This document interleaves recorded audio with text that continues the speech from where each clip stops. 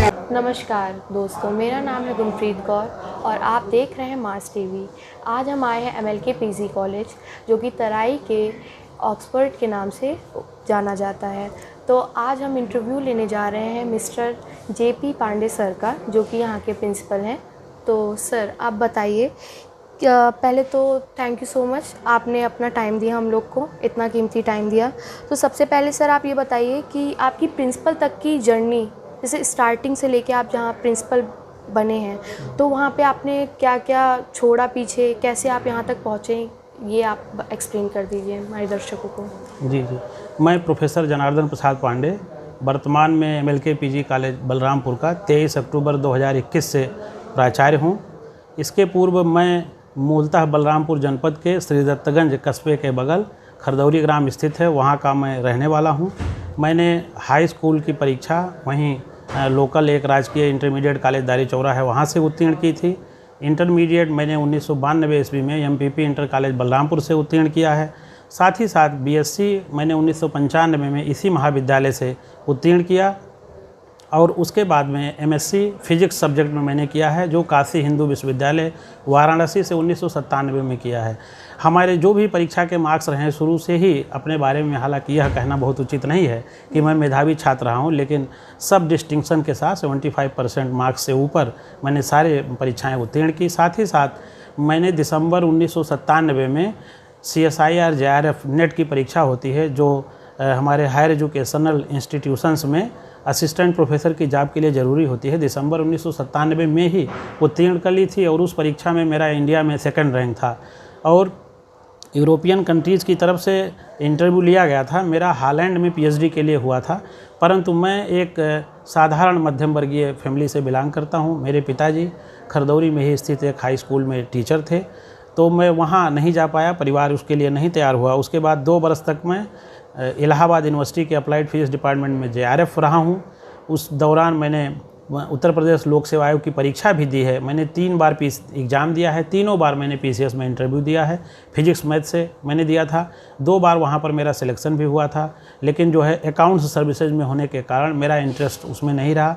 फिर सितंबर 2000 में मेरा आयोग से फिजिक्स सब्जेक्ट में उत्तर प्रदेश में 7वीं रैंक के साथ सिलेक्शन हुआ और मैंने MLK PG कॉलेज बलरामपुर के फिजिक्स डिपार्टमेंट में 1 जनवरी 2001 को कार्यभार ग्रहण किया। शुरू से जो है मैंने अध्ययन अध्यापन पर अत्यंत जोर दिया है। साथ ही साथ अभी तक मेरे सुपरविज़न में 4 स्टूडेंट्स को PhD डिग्री अवार्ड हो चुकी है, 2 शोध छात्र हमारे अंदर शोध कर रहे हैं।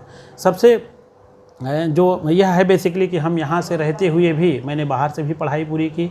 साथ ही साथ सदैव अध्ययन में रहने के कारण अभी जो प्राचार्य की परीक्षा हुई थी, उस प्राचार्य की परीक्षा में रिटन जो लिखित परीक्षा है उसमें लगभग हाईएस्ट मार्क्स मेरे रहे हैं और मेरा उत्तर प्रदेश में 8वीं रैंक थी।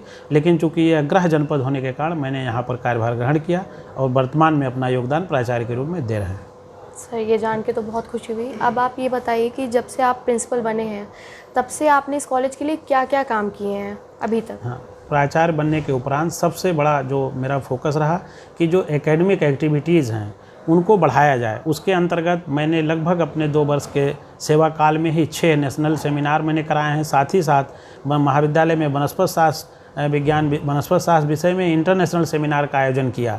साथ ही साथ जो है हमने अपने टीचर्स को रिसर्च एक्टिविटीज़ में उनको जो है एक्टिवेट करने के लिए रिसर्च प्रमोशन स्कीम लॉन्च की। उसके अंतर्गत हम अध्यापकों को जो है रिसर्च पेपर पब्लिश करने के लिए, पुस्तकें लिखने के लिए प्रेरित करते हैं।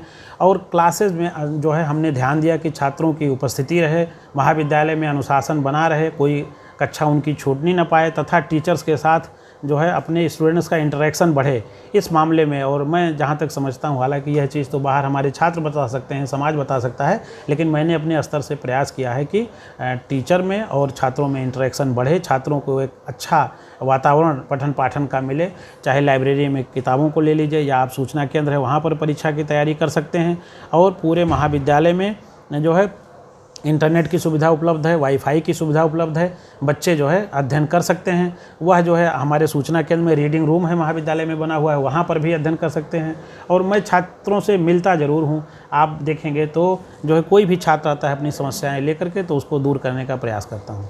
तो सर अभी और क्या क्या चेंजेस देखने को मिलेंगी अभी एमएलके कॉलेज में? अभी मेरा यह प्रयास होगा कि यहाँ पर जो हमारे पास वर्तमान में जो फैकल्टी है, 4 फैकल्टी कार्यरत है, एजुकेशन, कॉमर्स और साइंस और आर्ट्स। अभी हमारा प्रयास होगा कि यहाँ पर भी SCAG कृषि संकाय के अंतर्गत मान्यता ली जाए। आगे चल कर के विधि संकाय को भी खोलने की योजना है और हमारा यह प्रयास होगा कि एकेडमिक गतिविधियाँ हमारी और बढ़ें। महाविद्यालय को कतिपय कारणों से 2021 में NAAC द्वारा B ग्रेड मिला हुआ था। मेरा ये प्रयास है कि NAAC के असेसमेंट में हमारे महाविद्यालय को A+ या A++ ग्रेड प्राप्त हो और आगे चल कर के महाविद्यालय को ऑटोनॉमस जो है एक स्वायत्त शासी महाविद्यालय के रूप में विकसित करने की योजना है। और दूसरे जो कि बाहर से भी जो हमारे MOU हों अलग अलग यूनिवर्सिटीज़ के साथ, अलग अलग कॉलेजेस के साथ, ताकि जो है हमारे छात्र छात्राओं को लाभ मिले। हमारे छात्र भी दूसरे विश्वविद्यालयों में जाएं, दूसरे कॉलेजेस में जाएं, इंस्टीट्यूशंस में जाएं। और इवन अब तो मैं यह भी प्रयास करता हूं कि जो हमारी अलग अलग कंपनियां हैं वह भी हमारे छात्र छात्राओं को ट्रेनिंग दें। अभी कैंपस सिलेक्शन के अंतर्गत पिछले साल मेरे लगभग 18 छात्र छात्राओं को जो है जॉब मिला है। और अभी जो है महामहिम राज्यपाल महोदया जी आई थी श्रावस्ती में समीक्षा के दौरान। अपना महाविद्यालय पूरे सिद्धार्थ विश्वविद्यालय का इकलौता महाविद्यालय था जहां कैंपस प्लेसमेंट हुआ है। इस पर उन्होंने अत्यंत खुशी जाहिर की थी और उन्होंने कहा था कि नहीं, यहाँ पर बहुत अच्छा कार्य हो रहा है और इसको आप प्रमोट करिए। तो इस तरीके का हमारी ये योजना है। तो सर जैसे पहले की जनरेशन्स में टीचर्स बहुत स्ट्रिक्ट होते थे, मींस हर एक चीज़ में, और आज की जनरेशन में लोग कहते हैं कि टीचर्स को फ्रेंडली बिहेव करना चाहिए स्टूडेंट के साथ। तो आप उसके ऊपर क्या कहना चाहते हैं? जी, ये तो है ही है। एक तो देखिए कि पहले के जनरेशन में अगर आप देखेंगे तो जो हमारे बच्चों के अध्ययन के साधन थे वह भी सीमित थे। हम किताबों से ही पढ़ सकते थे। आज के ज़माने में जैसे बेसिकली हम अपने बारे में ही बताएं, मैं तो ग्रामीण क्षेत्र का रहने वाला था। अगर कोई एक सवाल फिजिक्स का नहीं लगता था तो परेशान रहते थे, कई किताब की दुकानों पर जाते थे, सर्च करते थे।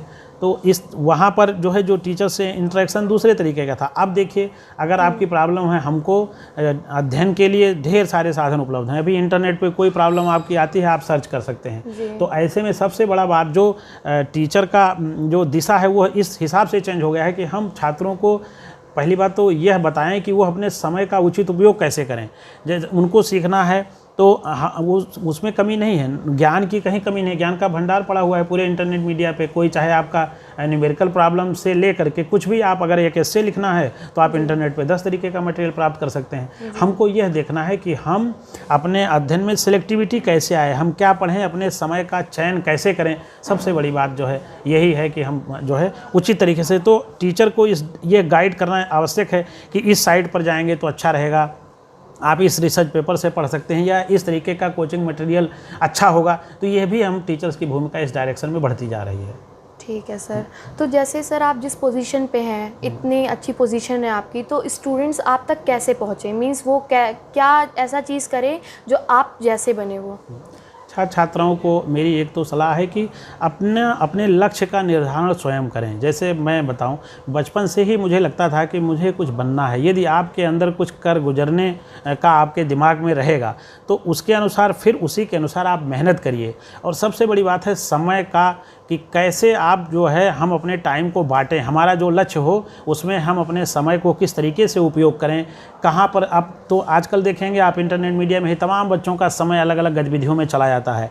हम चाहें तो अपने समय का प्रॉपर जो है उपयोग कर करके आगे बढ़ सकते हैं। पहले की तुलना में कुछ चीज़ें तो बहुत ही आसान हो गई हैं कि ग्रामीण क्षेत्र में भी जो है, गांव पे भी रह करके बच्चा चाहे तो कहीं बाहर का भी किसी लाइब्रेरी के मटेरियल्स का स्टडी कर सकता है, वो सब कुछ देख सकता है। बशर्ते यह है कि उसके अंदर मेहनत करने का जज्बा होना चाहिए, उसके अंदर जो उसका गोल हो, उसको गोल को पाने के लिए अपना कुछ कर गुजरने की क्षमता होनी चाहिए। साथ ही साथ यह भी होना चाहिए कि इसको पाने के लिए हम किस तरीके से मेहनत करें। क्योंकि देखें, अब केवल हार्डवर्क मायने नहीं रखती है, स्मार्ट हार्डवर्क कहा जाता है कि मायने रखती है। आप हो सकता है कठिन परिश्रम करें, लेकिन आपका डायरेक्शन सही ना हो तो वह आपको उस तरीके से सफलता ना मिल पाए।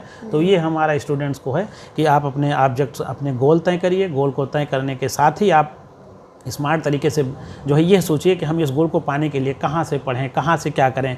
और जो है एग्जामिनेशन में कोई भी होता है, उसके परीक्षा के पेपर्स के पैटर्न को भी देखने पर आइडिया मिल जाता है कि हम किस तरीके से अध्ययन करें। अगर हम जो है एक अपना जो समय प्रॉपर तरीके से दे पाएंगे तो निश्चित ही हमको सफलता मिलेगी, इसमें कोई संदेह नहीं है। ओवरऑल अपने बड़ों में, अपने पूर्वजों में, ईश्वर के प्रति विश्वास रखना चाहिए। सफलता मिलती ज़रूर है, मेरा मानना है, निराश नहीं होना पड़ता है। जी, शुक्रिया सर। तो सर हमने जैसे सुना है कि आप पॉलिटिक्स में भी बहुत इंटरेस्टेड हैं और आप उसमें इन्वॉल्व होने जा रहे हैं, तो आप उस पर क्या कहना चाहेंगे? मीन्स इतना प्रेस्टिजियस कॉलेज आपका, आप उसमें पोजीशन है, आपकी प्रिंसिपल हैं आप, तो आप क्यों जाना चाहेंगे आप पॉलिटिक्स में? वहाँ भी एक जो इस दायरे पर हैं, अभी हमने अपने थोड़ा सा पास्ट में हम बताना चाहेंगे। 2013-14 में एक इंटरमीडिएट कॉलेज भी मैंने सिद्दतगंज में बनवाया था। तो उसके पीछे यह था कि समाज के कई तबके के लोग हैं जो अभी भी पैसे के अभाव में अध्ययन नहीं कर पाते हैं बच्चे। ऐसे बच्चों के आप वहाँ क्षेत्र में जा करके आप लोग पता कर सकते हैं। मैंने काफ़ी हद तक मदद किया है। यहाँ भी हम अपने MLK कॉलेज में जब से मैं प्राचार्य हुआ हूँ, मैं नीडी बच्चों का बहुत मदद करता हूँ। तो राजनीति में जाने का एक मकसद यह है कि आप जानते हैं कि बलरामपुर और श्रावस्ती दोनों नीति आयोग द्वारा घोषित आकांक्षी ज़िले हैं। तो मुझे लगता है कि यहाँ पर अभी भी आप देखेंगे तो शिक्षा का स्तर, स्वास्थ्य का स्तर या आधारभूत संरचना, इंफ्रास्ट्रक्चर भी चाहे सड़कों के मामले में हो, हम सभी पीछे हैं। उस तरीके का विकास नहीं हो पाया है। तो अभी तो मैं क्षेत्र में जाता हूँ और इसको देखते हैं तो हमारे दिमाग में है कि यदि कहीं कोई ऐसी चीज़ मिलती है, अच्छा जब आपके हाथ में कुछ होगा तभी आप मदद कर सकते हैं, निश्चित सी बात है। यदि आप आज में प्राचार्य न होता तो मैं बच्चों की मदद नहीं कर सकता था। इसी तरीके से यदि समाज में भी राजनीतिक रूप से कभी नेतृत्व करने का मौका हमको मिलता है तो मेरा यह प्रयास होगा कि हम अपने इस क्षेत्र का विकास कर सकें, शिक्षा के क्षेत्र में, स्वास्थ्य के क्षेत्र में, चाहे इंफ्रास्ट्रक्चर के क्षेत्र में, और कुछ ऐसा कार्य किया जाए ताकि अपने क्षेत्र का विकास हो सके। यही हमारे जो पीछे सोच है, इसी सोच को लेकर के मैं राजनीति में जाना चाहता हूँ। धन्यवाद। तो सर आप एक लास्ट मैसेज दे दीजिए हमारे व्यूवर्स को, आपके स्टूडेंट्स को जो ये वीडियो देख रहे हैं, उनको कुछ इंस्पायर कीजिए ताकि वो सही लाइन पकड़ लें। जो गलत लाइन पे वो भी सही लाइन पकड़े, जो सही लाइन पे तो वो और आगे बढ़े। जी, जो हमारे स्टूडेंट्स हैं या व्यूवर्स हैं, हम कहेंगे अर्ली कि वही फिर चीज़ आती है कि आप सपने देखिए। शुरुआत में हर मनुष्य साधारण ही होता है, वह असाधारण बनता है तो अपनी प्लानिंग से कि और जो है सपने देखने से। आपके अंदर फर्म डिटर्मिनेशन होना चाहिए, दृढ़ प्रतिज्ञा आप होना चाहिए कि हाँ मैं यह कर ले जाऊंगा। इसका विश्वास पहले आपके अंदर पैदा हो कि मैं यह कर सकता हूं। आप लक्ष्य निश्चित करिए और लक्ष्य को पाने के लिए जी जान से लगे रहिए, कठिन परिश्रम करिए, समय का प्रबंधन करिए और जो है अपने समय को हमेशा प्रयास करिए। अच्छे लोगों से संपर्क आपके स्थापित होते जाएँ और हमेशा अच्छे बुरे में जो है फ़र्क करना आज के युवाओं को सीखना चाहिए कि क्या मेरे लिए ज़रूरी है, क्या मेरे लिए नहीं ज़रूरी है, मेरे समय का सदुपयोग हो रहा है या मेरे समय का दुरुपयोग हो रहा है। तो जब हमारे अंदर ये ऑब्जेक्टिविटी आएगी, हम अपने गोल को लेकर के कार्य करेंगे। और सबसे बड़ी बात ये होना चाहिए हम समूह के अंदर कि हमारे अंदर मानवीय मूल्यों का समावेश हो, हमारे अंदर नैतिक मूल्यों का समावेश हो और हमारा समाज आगे बढ़े और हम अपना योगदान राष्ट्र के निर्माण में भी कर सकें, राष्ट्र में भी हमारा कुछ न कुछ योगदान हो, एक अच्छा मनुष्य बन सकें। यदि इन सब विचारों के साथ हम जीवन में मेहनत करते हैं तो मुझे आशा नहीं, पूर्ण विश्वास है कि ईश्वर जरूर सबके जीवन में अच्छे दिन दिखाएंगे और लोग आगे बढ़ेंगे। इससे एक अच्छे सुंदर राष्ट्र का निर्माण होगा, आत्मनिर्भर भारत का निर्माण होगा। धन्यवाद। तो सर बहुत अच्छा लगा आपसे बात करके, इतना अच्छा हम लोग को आपने नॉलेज दिया और अपना कीमती टाइम दे दिया हम लोग को। तो हम होप करते हैं कि अगर कोई कुछ स्टूडेंट्स अगर कुछ पूछना चाहते हैं आपसे तो आप फिर से थोड़ा सा टाइम निकाल के उनको कुछ बताना चाहेंगे फिर से। जी बिल्कुल। अगर कोई हमारा तो संदेश है ही, साथ ही साथ हम लोग तो पूरे टाइम यहाँ अवेलेबल रहते हैं। छात्रों से मिलने में मुझे कभी संकोच नहीं होता। मुझे हमेशा लगता है कि यदि मेरे किसी सलाह से या मेरी किसी राय से किसी का जीवन संवर सकता है तो यह मेरा सौभाग्य होगा और मुझे सदैव इसके लिए उपलब्ध रहना चाहिए। यही सोच यह भी है कि समाज में भी यदि मैं अपना कोई योगदान कर सकता हूँ तो मुझे इसको करना चाहिए और मैं प्रयास जरूर करूँगा।